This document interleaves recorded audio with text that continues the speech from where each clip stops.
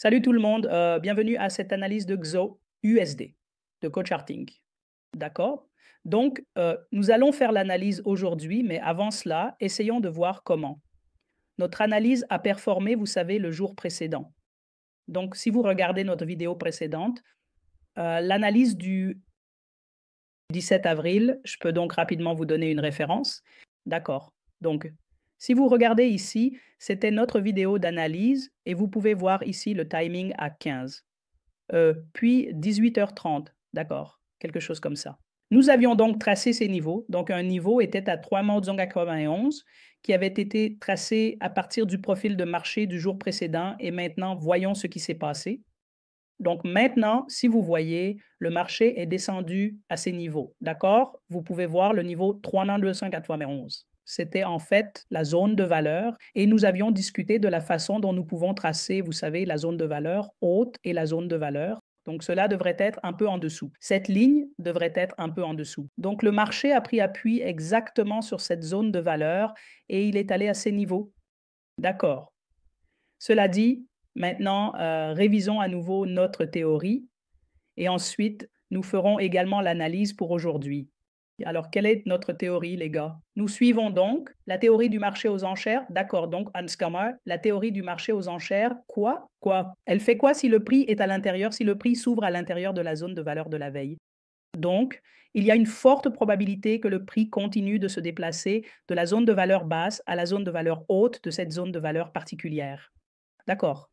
Maintenant, si le prix est descendu en dessous ou monté au-dessus, s'il a franchi au-dessus ou en dessous de la zone de valeur, notre travail est de prendre, vous savez, la position dans la même direction après avoir attendu un repli. D'accord. Donc, ces types de transactions sont très rapides.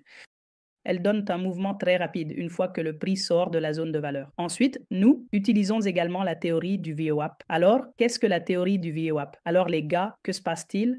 Ce concept de profil de marché, nous trouvons en fait la zone de valeur du jour précédent. Mais aujourd'hui aussi, le marché crée une sorte de valeur, d'accord? Donc, le VWAP nous aide en fait à définir où se situe la valeur du jour, d'aller le marché actuel. Si le VWAP est plat, cela signifie que la valeur ne va nulle part. Nous pouvons à nouveau nous attendre à ce que le prix se déplace de la zone de valeur haute à la zone de valeur basse. Et qu'est-ce que la valeur très haute et la zone de valeur basse? Ici, ce sont les bandes de déviation standard pour Viva, d'accord? Cependant, si le VWAP est en pente, alors nous pouvons penser que le prix est en déséquilibre. Donc, à quoi cela ressemble? Vous pouvez voir ici. La vue vers le haut est plate. Le prix se déplace de la valeur très haute à basse et toutes ces choses.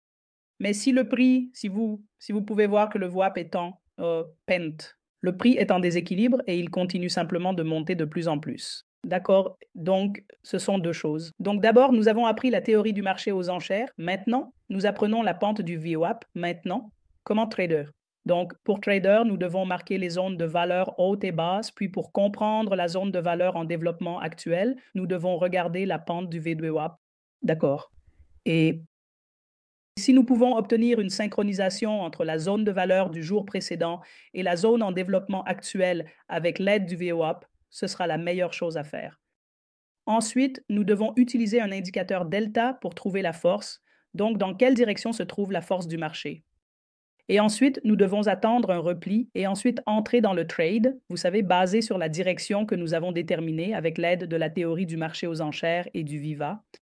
Maintenant, allons à notre marché et essayons d'analyser. Alors maintenant, les gars, vous voyez, nous avons déjà parlé de ce qui s'est passé le jour précédent. Regardez, ici. Nous pouvons voir une zone de valeur appropriée se former ici, d'accord? C'est une belle zone de valeur, vous pouvez voir. C'est une forme en D, donc. La zone de valeur générée par le logiciel est celle-ci, mais nous ne la considérons pas. Donc, ce sont les niveaux. Pouvez-vous voir? Mais non, il y a une forme en D appropriée. C'est pourquoi j'ai tracé cette ligne ici, d'accord? Il y a donc une forte probabilité que si le marché descend, d'accord. Maintenant, appliquons le VWAP et montrons également les paramètres du VWAP. Comment, vous savez, utiliser ces paramètres. Donc, voici notre VWAP. Maintenant, nous allons juste mettre l'écart type 1, nous supprimerons tout le reste. Alors, activons les bandes de déviation standard et appliquons-les. Maintenant, vous pouvez voir que le VWAP est en pente, il est toujours en pente. D'accord. Donc, notre travail est de prendre la position longue. D'accord. Nous pouvons voir que la valeur augmente, mais où allez-vous prendre la position? D'accord. Donc, si vous voyez que c'est un POC du VWAP, maintenant, si le marché continue de descendre, et à ce moment-là, quelque part ici, vous verrez que le VWAP, d'accord, le POC du VWAP ainsi que celui du jour précédent, zone de valeur haute, d'accord, donc ce sera la zone de valeur haute parce que c'est ici que cela forme une forme en D correcte. Et si cela commence à atteindre ces niveaux, le retour à ces niveaux, et si nous voyons un bon delta ici, d'accord? Donc si vous voyez un bon delta, vous pouvez également appliquer la barre delta.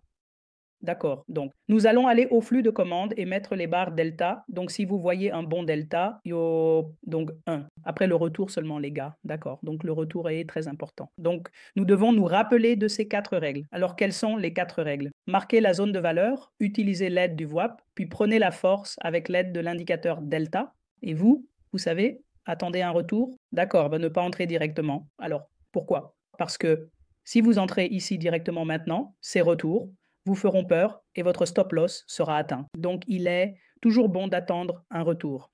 Donc, une fois que le retour atteint ces niveaux, vous pouvez alors regarder le delta. Si le delta vous donne de la force, alors nous pouvons toujours prendre une position longue dans cette direction. Sinon, si le marché entre dans cette zone de valeur, alors. Et si le delta est faible et que nous voyons que le delta commence à prendre de la force, à la baisse, c'est-à-dire du côté rouge, alors nous pouvons prendre une position de ce retour à cette zone de valeur jusqu'ici, d'accord? Donc, c'est ainsi que nous devrions aborder l'or aujourd'hui. J'espère que vous avez obtenu une bonne analyse ici. Merci à tous.